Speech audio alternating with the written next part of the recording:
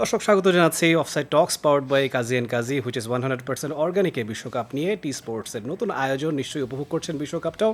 এবং আজকে আমাদের সঙ্গে স্টুডিওতে যিনি উপস্থিত আছেন তার পরিচয় দিতে গেলে একাধিক বিশেষণ যুক্ত করতে হবে, কারণ তিনি একাধিক স্পোর্টসের সঙ্গে জড়িত ছিলেন। প্রতাপের সঙ্গে খেলেছেন ফুটবল এবং হকি, এবং তার নামটাও প্রতাপ শঙ্কর হাজরা। স্যার, ওয়েলকাম জানাচ্ছি আপনাকে শুরুতেই। Thank you. বিশ্বকাপটা উপভোগ করছেন কেমন এবং কেমন আছেন এই মুহূর্তে? বিশ্বকাপটার এই ফেজটা আমার খুব ভালো লাগছে না, কারণ টিমগুলি এখনও ফিটনেসের পিকে যায় নাই। আচ্ছা আচ্ছা। কারণ যে এখন পিকে গেলে তো শেষের দিকের গুলিতে আবার ডাউনফল হবে, এর জন্য যায় নাই। তবে ছোট ছোট ক্লাবগুলি কিন্তু ফুল স্পিডে খেলছে, যার জন্য বড় ক্লাবগুলির প্রবলেম হচ্ছে জেতার জন্য। একটু আমরা শুরু থেকেই আলোচনা করি। আপনার আরমানিটোলা স্কুলকে আমরা বলে থাকি সোনার খনি, মানে সেখান থেকে যে পরিমাণে অ্যাথলেট বের হয়েছে স্পেশালি হকিতে, সেই সময়টার কথা একটু জানতে চাইবো। কেমন ছিল সেই আপনার শৈশব কৈশোরটা? তাহলে একটা ছোট্ট ঘটনা বলি। আমি ক্লাস 3-তে ভর্তি হয়েছি, তখন তো কিছুই চিনি না, কিছুই জানি না, ভয়ে ভয়ে থাকি। হঠাৎ একদিন ক্লাসে আসলেন, আমার স্যার বললেন যে ইনি মাহমুদুর রহমান মমিন, আচ্ছা আচ্ছা। স্কুলের ভাইস ক্যাপ্টেন, উনি কলেন্স হাউসের টিম করবেন। আচ্ছা তো ঠিক আছে, উনি আমার নাম ধরে বললেন আমি যেন বিকালে ট্রায়াল আছে আসি, এবং আরও বললেন সবাইকে আসুন। সেই মমিন ভাইয়ের সেই হাত ধরে সেই হকিতে ঢোকা, এখন পর্যন্ত যেটুক করি যাই করি বাড়িতে হকি স্টিক নিয়েই নাড়াচাড়া করি। আচ্ছা আচ্ছা। তাহলে আরমানিটোলা থেকে আপনার হকি ফুটবল দুটোই। হকি আরমানিটোলায় কিন্তু একটা সিস্টেম ছিল, ক্লাস 3-4 ছিল সি টিম, 5-6-7 ছিল বি টিম, 8-9-10 এ টিম। আচ্ছা আচ্ছা। তো এদের ভিতরে সি টিমের একটা টুর্নামেন্ট হইতো, বি টিমের একটা টুর্নামেন্ট হইতো, এ টিমেরও একটা টুর্নামেন্ট হইতো। সেই টুর্নামেন্টগুলি খেলাই ছিল আমাদের সবচেয়ে অনুপ্রেরণাদায়ক, এবং খুব আমাদের ডেভেলপমেন্ট ওই কারণে হয়েছে। ফুটবল হকি দুইটাই হইতো। তো সেখান থেকে আরমানিটোলা স্কুলের এই সিস্টেমটা এখন নাই, কারণ এত ছেলে হয়ে গেছে স্কুলের, morning shift, day shift, class বেড়ে গেছে। আগে তো আমাদের ক্লাসে 40 জনের বেশি কোনো ক্লাসে ছেলেই হতো না, নিতই না। আচ্ছা আচ্ছা। তো এখন তো এইসব কারণেই আরমানিটোলা স্কুল পিছিয়ে পড়ছে। আর আমাদের টিচার্সের, আমি ক্লাসে ম্যাট খাই নেই, কিন্তু খেলার মাঠে স্যারের একটা পিঠে এখনও মনে আছে। ভলিবল খেলার সময় আমার পিঠে যে উনি একটা ভুল করছি বলে একটা থাপ্পড় দিয়েছিলেন, আমি সেই ভুল আর কোনো সময় করি নাই। My goodness. তো সেই শাসনটাও কাজে লেগেছে। হ্যাঁ হ্যাঁ। আপনার ফুটবল ক্যারিয়ারটা নিয়ে শুরুতে একটু আলোচনা করি। 1961-এ সম্ভবত ভিক্টোরিয়াতে আপনার 61-এ আমি ভিক্টোরিয়ায় খেলি প্রথম। যদিও বেশিরভাগ সময়টা আপনার ক্যারিয়ারের মোহামেডানেই কেটেছে। হ্যাঁ, 61-এ ভিক্টোরিয়ায় খেলি, এবং সেকেন্ড ম্যাচ থেকেই রেগুলার। তখন আমার বয়স 17+, 61-এ। তো সেইখান থেকে খেলার পরে কেমন খেলছে আমি বলতে পারবো না, তবে খারাপগুলি বলতে পারি যে আমি একটা ঢাকেশ্বরী কটন মিল বলে একটা যে পুরনো মিল ছিল, তার একটা ফুটবল টিম ছিল, সেই টিমের এগেনস্টেই আমার প্রথম খেলা। এবং সেইখানে আমরা টুর্নিরে জিতলাম, কিন্তু অনেক গোল আমরা মিস করছি, আমিও মিস করছি, ইজি গোল। কারণ তখন তো শেকি হয়ে যেতাম, স্টিফ হয়ে যেত বডি গোলের সামনে গেলে, এই কারণে। তো সেখান থেকেই শুরু আমার। 63-তে আমাকে, 62-তে ভিক্টোরিয়া আমাকে খেলাইনি। আমি সেই সময় বাইরে চলে যাই দেশের, এবং ওই সব দেশের ফুটবল খেলাগুলি আমি দেখি, তাদের ট্রেনিং সেশনটা দেখি, এবং দেখা এসে ঢাকাতে 63-2 শেষের দিকেই আমি ওই ট্রেনিংগুলি শুরু করি। 63-তে মোহামেডান নিয়ে যায়, আর পিছনের দিকে তাকাতে হয়নি। পুরো ক্যারিয়ার তাহলে মোহামেডানেই কেটেছে আসলে। 25 মার্চ 1971, মানে আপনাদের আরমানিটোলার বাড়িতে আমরা শুনেছি যে পাকিস্তান বাহিনী তারা আগুন জ্বালিয়ে দিয়েছিল। সেই অভিজ্ঞতাগুলো একটু শেয়ার করা যায় কিনা? সেই যুদ্ধের সময়কার পরিস্থিতিটা কেমন ছিল আসলে? 27 তারিখ রাত্রিবেলায় আরমানিটোলাতে পাকিস্তান আর্মি এসে আমাদের বাড়ি পড়ে দেয়। তো আমরা আগে থেকেই জানতাম যে কোনো সময় অ্যাটাক হইতে পারে, কারণ এমনিতে বাঙালি মারছে, তারপরে হিন্দু, এটা তো বেশি মারছে। আর্মেনিয়ান চার্চে যে শেল্টার নেই, এবং ওখানে ভালোই ছিলাম। সকালবেলায় আমি তো বুঝি নাই যে বাড়িটি পড়ে দিছে, আইসা দেখি বাড়ি পোড়ানো শেষ। তখন এই কম্বাইন্ড স্পোর্টিং আমাদের একটা হকি টিম ছিল, সেই টিমের আব্দুল সাদেক, এই যে hockey legendary hockey player Akmal, এরা এসে আমাকে রেস্কিউ করে নিয়ে তার বোনের ভাইয়ের বাড়িতে নিয়ে গেল, সম্ভবত ধানমন্ডিতে। সেখান থেকে সাদেকরা বললো যে ঢাকা সেফ না, আসলেও সেফ ছিল না তখন, এবং এটা নিয়ে ওদের উপরেও প্রবলেম হইতে পারতো। আমি চিন্তা করছিলাম, এর জন্যই ওরা বলার সাথে সাথে আমি রেডি হয়ে চলে যাই গ্রামে। মনিরুল আলম বলে এক ঢাকা ইউনিভার্সিটির ছাত্র, সে আমাদের বাড়িতে আমাদের সাথে ফ্যামিলিগতভাবে যোগাযোগ ছিল, সে আমাদের নিয়ে চলে গেল আগরতলা। সেইখান থেকে আসি আমি কলকাতায়। কলকাতায় আসার পরে কিছুদিন পরে আমাকে বলা হয় এমপি শামসুল হক সাহেবের সাথে দেখা করতে। উনি ডাকছেন আমাকে, যায় দেখা করি। উনি বললেন একটা ফুটবল টিম করা যায় কি না। আমি বললাম আমি আগরতলায় ছিলাম 2 দিন, আমি অনেক প্লেয়ার দেখছি ওখানে, তো ইজি একটা ভালো টিম করা যেতে পারে। এই বলার সাথে সাথে উনি বললেন তুমি দায়িত্ব নাও ফুটবল টিম তৈরি করার। তারপরে আমরা গেলাম আগরতলায়, ফুটবল টিম তৈরি হইল জয় বাংলা একাদশ নাম দিয়ে, ত্রিপুরা একাদশে খেলা হইলো। আমি যখন বর্ডার ক্রস করি তার আগে ছিল আমার ওজন অ্যাবাউট 65 কেজির মতো, কিন্তু ওখানে যখন ক্রস করে যাই 47-এ নেমে আসছিলাম, 44-এ নেমে আসছিলাম, 20 কেজিরও বেশি আপনার কমে গেছে। হ্যাঁ, তো কাজে আমার খেলার মতো পরিবেশ ছিল না। 2 বছর খেলি নাই, আমি খেলবো না, কিন্তু আমাকে জোর করে খেলানো হইল। আমি 10 মিনিট ছিলাম, রেজাল্ট হইল 2-1 আমরা হাইরা যাই। কিন্তু 2-1 হারাটা বড় কথা না, ওই জায়গার যে পেপারসগুলিতে যে ফ্লাশ হয়েছিল যে জয় বাংলা ফুটবল দল খেলতেছে, এটাই আমাদের জন্য একটা বিরাট পাওনা ছিল। তারপরে চলে আসাটা কলকাতায় খেলি, প্রথম খেলি কৃষ্ণনগরে, আর শেষ ম্যাচ খেলি বোম্বেতে। খুবই ভালো খেলছি আমরা সেদিন, মনে হলো, বুঝতে পারছিলাম, এবং we have enjoyed that thing. আমরা জানতে চাইব, আপনি খানিক আগেই আমাদের হকি লেজেন্ড প্রয়াত আব্দুল সাদেকের কথা বলছিলেন। আপনার 4 বছরের ছোট সম্ভবত, এবং তার সঙ্গে এবং তার প্রতিপক্ষ হিসেবেও খেলেছেন আবাহনী মহামেডান দৌড়েথার কথা আমরা জানি। খানিক কিছুদিন আগেই তিনি আসলে প্রয়াণ করেছেন। নিশ্চয়ই একটা নক্ষত্রের পতন, এতে কোনো সন্দেহ নেই নক্ষত্রের পতন। কারণ বাঙালি যদি ধরেন, ইভেন পূর্ব পাকিস্তানের বাংলাদেশের বাঙালি এবং পশ্চিমবঙ্গের বাঙালি, এই সব মিলেই এই সম্মান কিন্তু আর কোনো বাঙালি পায় নাই। ন্যাশনাল টিমে খেলা, ইন্টারন্যাশনালি ম্যাচ খেলা, এই সম্মান কিন্তু বাঙালি এতে একমাত্র Sadek. It's a great deal. এবং ওর সাথে তো বহুদিন খেলছি একসাথে, ও আমার 4 বছর জুনিয়র। মাঠে কিন্তু ওর একটা লিডারশিপ ছিল। আমরা কিন্তু কেউ খেলার সময় এমনি ফাজলামি করতাম, ঠাট্টা করতাম, গল্প করতাম, সবই ছিল নর্মালি। ও ছোট, আমি বড়, কিন্তু মাঠে দেখা যেত এটা রিভার্স, ও সিনিয়র, আমি জুনিয়র। এত পার্সোনালিটি ছিল ওর। মানুষ হিসাবে তোর তুলনা হয় না। ওর প্রিয়, আমাদের বাড়িতে আসলে ওর প্রিয় খাবার থাকতো লুচি, লাবড়া, বুটের ডাল। এবং আমার বউর কাছে ওর অর্ডারই থাকতো, আমি ওই দিন আসবো, তুমি এটা রেডি করে রেখো।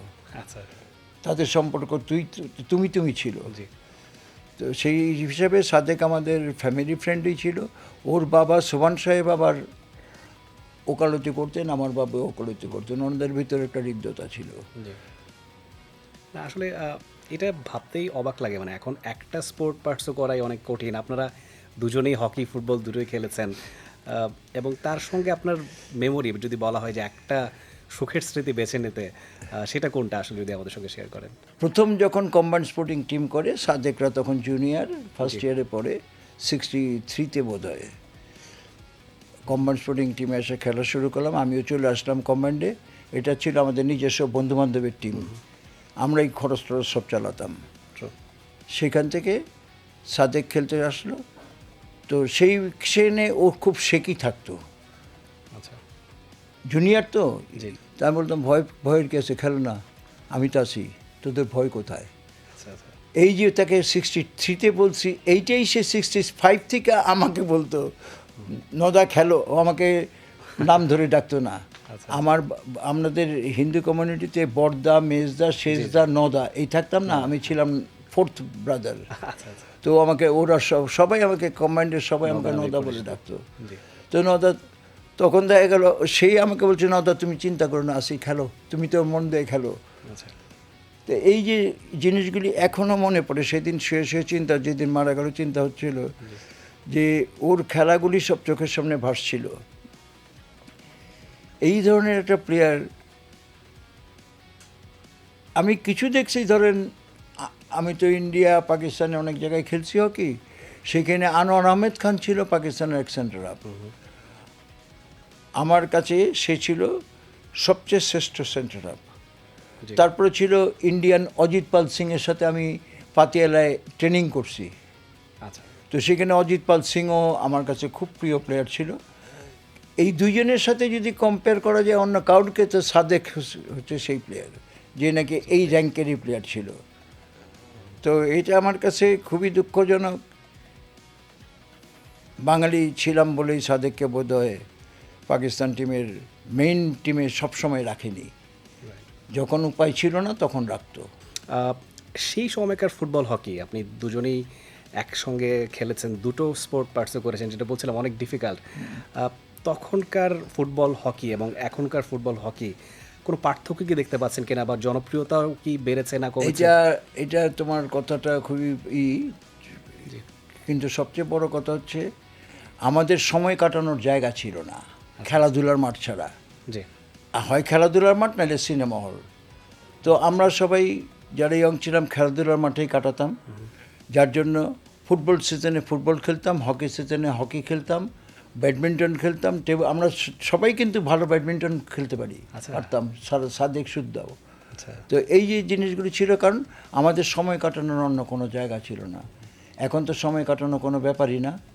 আমার 6 বছরের নাতি এসে আমার কাছ থেকে বলে তোমার ফোনটা দাও, নিয়ে এসে ঘন্টার পর ঘন্টা মোবাইল দেখে চলছে।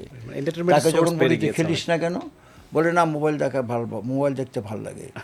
তো কাজেই এখনকার প্লেয়ারসদের আমি 3 বেলা প্র্যাকটিস করছি ফুটবল, এখনকার প্লেয়াররা 1 বেলাই করে না ঠিক মতো। কী করে আসবে? Training makes a man perfect.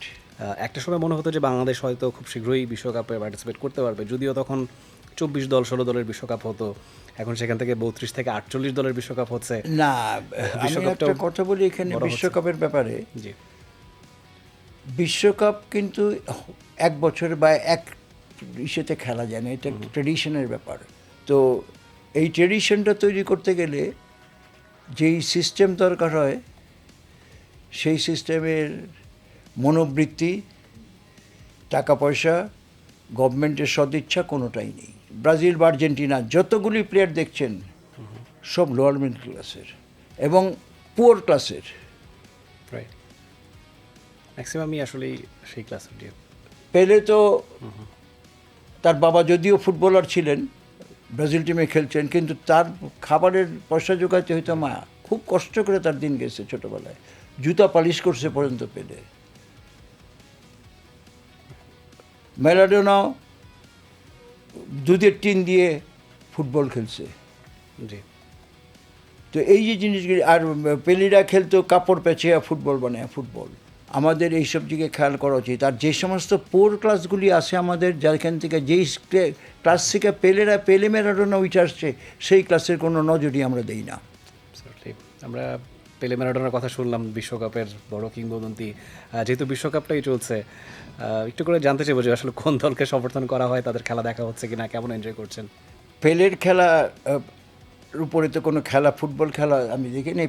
এক সময় 65-এ আমি পাকিস্তান ক্যাম্পে এবটাবাদে ছিলাম, হিল স্টেশন।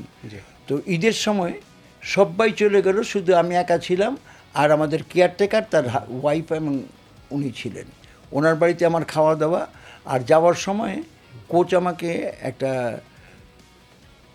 ওই সিনেমার স্ক্রিন দিয়ে অপারেটর দিয়ে গেলেন, এবং পেলের খেলার এইরকম স্টাক করা ভিডিও ক্যাসেট দিয়ে গেলেন। আমি ওখান থেকে পেলের প্রায় 40টা খেলা দেখছি। সেই খেলাগুলির মানে খালি মনে হইতো এও কি সম্ভব, আমি কেন পারি না। মানে চিন্তা করা যায় না। 66-এ ইংল্যান্ডে ওয়ার্ল্ড কাপ হবে, তারা সিদ্ধান্ত নিল যে সমস্ত জুনিয়র কোচ থেকে আরম্ভ করে সিনিয়র মোস্ট সব কোচকে ডাইকা দেখাইছে হাউ টু স্টপ পেলে, প্রোগ্রামটার নামই ছিল হাউ টু স্টপ পেলে। তো হলো, তো সবাই দেখতেছে উৎসুক হয়ে পেলের খেলা, আর এক বুড়া যে সে ঘুমাইতেছে। আচ্ছা, তো জুনিয়ররা কইতেছে গ্র্যান্ডপা, প্রোগ্রামের শেষে grandpa Why you are sleeping? তুমি তো ভালো পেলের খেলা দেখলা ঘুমিয়ে ঘুমিয়ে স্বপ্নে কিছু বলো না, মানে তোমরা কি দেখছো? আচ্ছা, বলে হাউ টু স্টপ পেলে তোমরা কীভাবে স্টপ করবে? তো কেউ বলতেছে এইভাবে। আমি বলছি, কীভাবে করবে তুমি? জাস্ট একটা ফিল্ম সেটা দেখাইলো, 2টা ফিল্ম, যে এক ম্যাচে এক ডজ সেম ডজ দেয়নি সে, ডিফারেন্ট ডজে ডিফারেন্ট স্টাইলে সে খেলছে।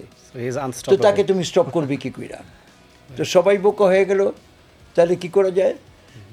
যে করে যায়, এত লোকের সামনে বলবো না, সবাই চলে গেলে তোমরা আমাকে জিজ্ঞাসা করো। আচ্ছা, চলে গেল পরে সে জিজ্ঞাসা কী করে, হিট হিম। এবং সেই হিট করেই কিন্তু ইংল্যান্ডে ওয়ার্ল্ড কাপ জিতেছে ইংল্যান্ড। উরুগুয়েকে দিয়া বোধ হয় মারাইয়া, রাইট, পেলেকে অফ করে দিয়া ফুটবল ওয়ার্ল্ড কাপ জিতল। অ্যাবসলিউটলি। তো এই জিনিসগুলি চিন্তা করলে তো, আর ব্রাজিলের ফুটবল, নেইমার এর কিছু টেকনিক্যাল ফল্ট আছে। আমি বলবো ছোটোবেলা থেকে একে একটু ঠিক করা উচিত ছিল। জি, ফুটবল দাঁড়ায় খেলা হয় না, দাঁড়ায় খেললে ইনজিওর্ড হতেই হবে। You have to run anyway. Opponent যাতে টাচ করতে না পারে সেইভাবে খেলতে হবে বল নিয়ে। আর সেটা এক জায়গায় দাঁড়িয়ে থাকে, 3-4টা প্লেয়ার তাকে ঘিরে থাকে, তো ইনজিওর্ড সে হবেই। ডেফিনেটলি। এটা হচ্ছে আমার অ্যানালিসিস। আমি খুব কম খেলা দেখছি নেইমারের, আমার অ্যানালিসিস অ্যাবাউট নেইমার। বাট ওই পজিশন ছাড়া he is a classic footballer.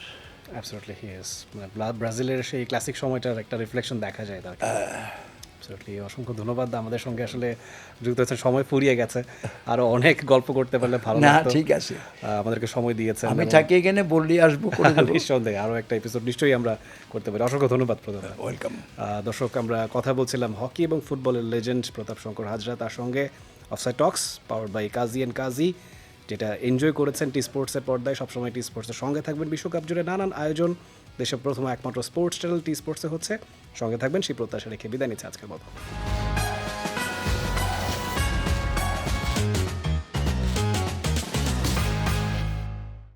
For more updates, subscribe to our YouTube channel and click on the bell icon. Follow us on Facebook and Instagram. Download T-Sports app to enjoy exciting games and highlights. Visit tsports.com.